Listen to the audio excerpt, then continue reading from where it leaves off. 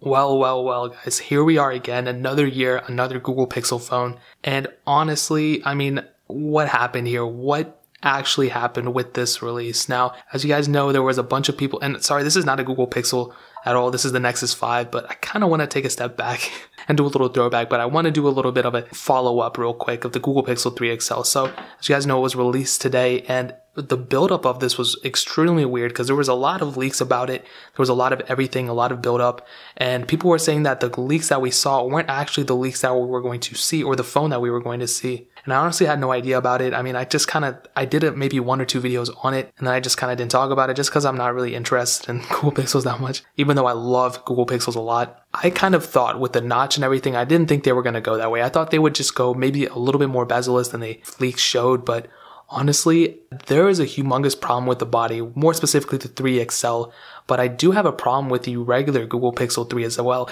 I don't know why it still looks like that. The Google Pixel looked like that, the Google Pixel 2 looked like that, and now we have a Google Pixel 3 that looks just like the Google Pixel, and it just doesn't look that good. And a lot of people are going to say whatever, like it shouldn't look this good, whatever. I think the Nexus 5 right here looks better than the Google Pixel 3.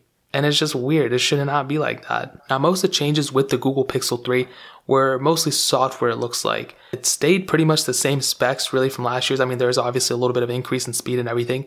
The camera apparently got bigger, but it seems like they put a little bit too much effort in the camera this year. And again, there's nothing wrong with that. I like how they did it, but they slacked on something else instead of focusing on the actual other aspects of the phone. Like they really suffered in terms of the way the phone looks in order to make the camera look like that. Now, I understand why the notch is like that because it has to have that 2 camera setup, but I still think, I mean, I would rather just have a smaller bezel and smaller bezels overall and have a better looking phone than maybe having a phone that looks like that. I mean, LG did a pretty good job at it with, I think it was their V20 or V30 with a dual camera setup on the front, and they didn't make it look that ugly. Granted, it didn't have a notch, but I still think it looks kind of off, and there's absolutely nothing wrong with not having a notch. The Nexus 5 didn't have a notch. I think this phone looks amazing. The Google Pixel 2 XL didn't have a notch either, and that doesn't look that bad either. And I want to say, I forgot to say this, I actually ordered a Google Pixel 2 and a 2 XL, and the Google Pixel 2 was supposed to come in today, but it didn't. I'm so salty about it. But the Google Pixel 2 XL is coming in a couple of days, so I'll do a comparison with those two. But I just think that's really weird. Why would they focus so much on the camera,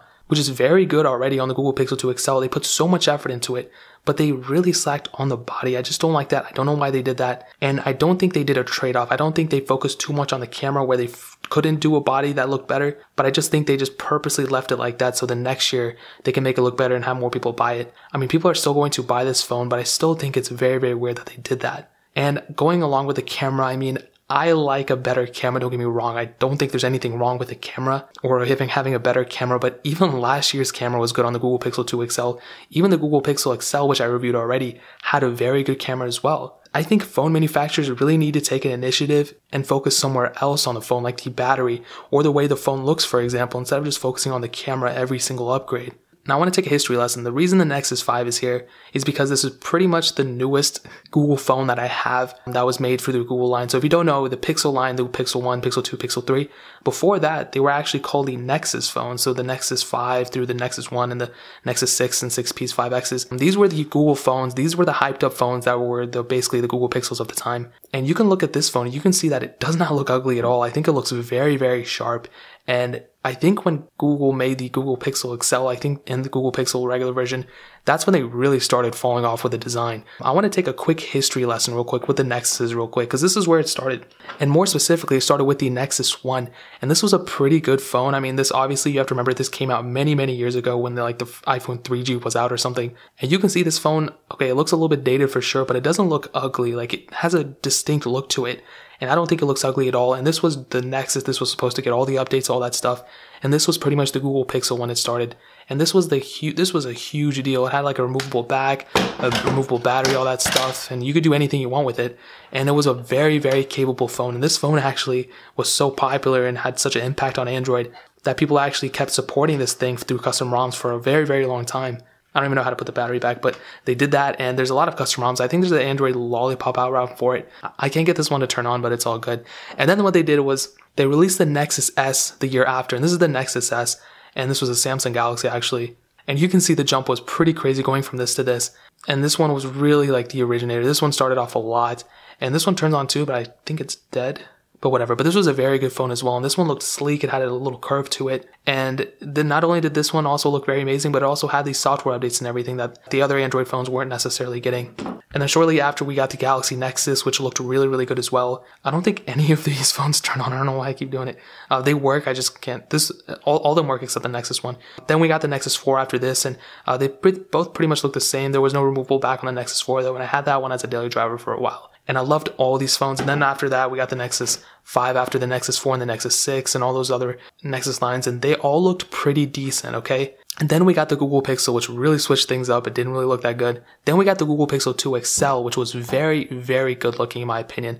That just goes to show that you don't necessarily need a notchless design in order to have a very good looking phone. And the 2 XL wasn't ugly. You know, I low-key liked it. I never really bought it. I just bought it like yet last night and I still haven't. And I was really freaking out because I was hoping it would come in time, but I never even ordered it until yesterday. So, but now they added a weird design, and not only that huge notch, but also the bottom bezel. It seems really, really unnecessary in my opinion. I mean, I hate to do it on you guys, but even the iPhone 10, okay, as much flack as it got for that iPhone with a notch and everything, the bottom bezel, at least it, you know, was pretty much bezel-less on the bottom. The top might have had whatever, but the bottom was completely bezel-less. But on the Google Pixel 3 XL, you actually have a bezel on the bottom as well. What are they doing, you know? I mean, they need to take more of an initiative, you know? They're at the leading edge, and I thought they would really switch it up on us, but they didn't. So not only does the Google Pixel 3 XL have a huge notch, but also has a bezel on the bottom, which doesn't really, it doesn't even look like a good phone. The iPhone 10 at least kind of looks like a good phone. The Samsung Galaxy Note 8 looks like a good phone. The Galaxy S9, all these iPhones and Androids, they look really good, except the Google Pixel 3 XL. I think Google really wants us to focus more on the software, but I really can't look at software in a positive way if the body doesn't look good, because that's how you're kind of interacting with the phone. And the crazy thing is, even if the Google Pixel 3 XL had no bottom bezel on the bottom and it was still, the notch was huge, I would probably still not like it. I still think it looks really weird, and the notch is very big for what it is. But the fact that it does have a huge notch and it also has a bottom bezel is the weirdest thing ever. I don't know why they ever did it. And it's not a huge problem with me either. It's a huge problem with a lot of people. Tons of people have complained about it. They made videos about it and everything. And honestly, I think they should have done a better job on that. The regular Pixel 3 doesn't look that bad in my opinion. The corners do look a little bit rounded for me, like when you go into the sides. But I think I could honestly get over that. It's not that big of a deal. It's not as big as a deal as the Google Pixel 3 XL's notch. I think that has been beaten to death, but I think I'm going to still talk about it because I'm going to do a lot more comparisons, and the body is the one way you interact with a phone. You know, imagine if like the Nexus 1 was the ugliest thing at the time. It probably wouldn't have taken off.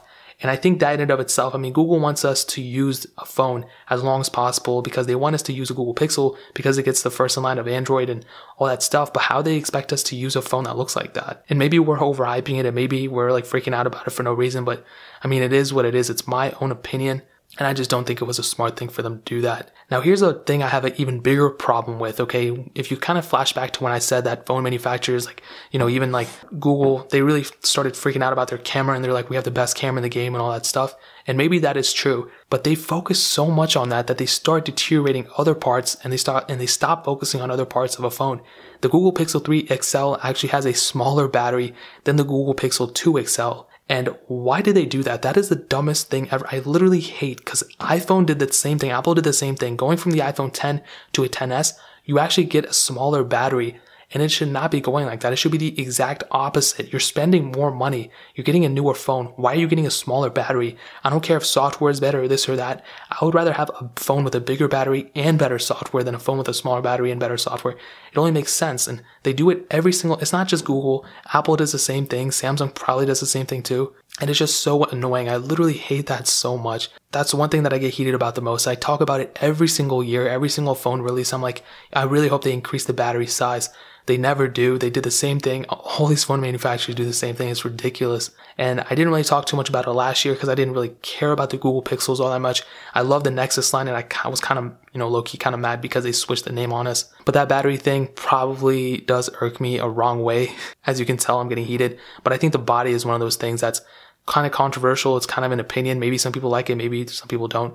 But the battery thing just makes me so mad. And once I do get the Google Pixel 3 XL and once my Google Pixel 2 XL comes in, I'll do a full thorough review, speed test, battery test, all that stuff. You guys are pretty much going to feel like you own the phone after I'm done with my videos. But at the end of the day, Google is still going to sell probably $30 million, $50,000 million worth of Google Pixel 3s and 3 XLs. But surprisingly, I think sorry for this hair here, but surprisingly, I think Google is going to sell more Google Pixel 3s than the 3 XLs just because of the way the phone looks, which is kind of sad because it shouldn't be like that. Nobody should not be buying a phone because of the way it looks.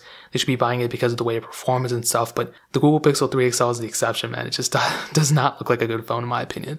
And Google pretty much dropped the ball. It was such a weird rollout in my opinion because in the beginning, they made it look like they were about to release something that the leaks didn't show properly, but I guess we were all wrong, but it is what it is, and that's enough. I'm like sweating right now because I'm heated, but I'll do a lot more comparisons tomorrow between the Pixel 3 XL and the Google Pixel 3 and the iPhone XS and XS Max. Some quick impressions just to see what's up and all that stuff. Just the same thing I did with the XS and XS Max. But if you guys have any questions or anything, leave it down in the comment section below. Hit that like button, that'll mean so much, but definitely hit that subscribe button. Every single subscriber we get really does count, so it means so much if you guys could hit that. Also check out the links in the description, my Twitter, my Instagram, my second channel, Lo-Fi Alpaca, that's also linked down below. I do a lot more like iOS reviews, and occasionally I do some Android stuff here or there, some Android comparisons, but I think you guys will like that channel too, so definitely check that out. But more importantly than everything else, I love every single one of you guys. Hopefully I'll catch you guys in the next video. Peace out till then.